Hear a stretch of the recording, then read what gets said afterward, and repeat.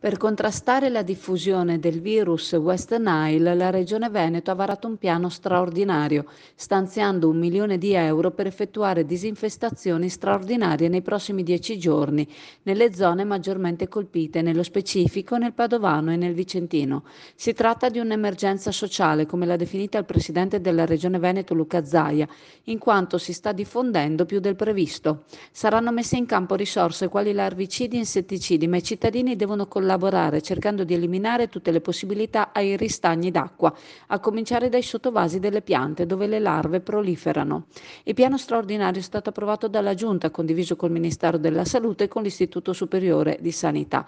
Gli interventi saranno indirizzati da una mappa di valutazione del rischio e consisteranno nell'adozione di misure di protezione individuale e di misure di contrasto sia nelle aree pubbliche che in quelle private.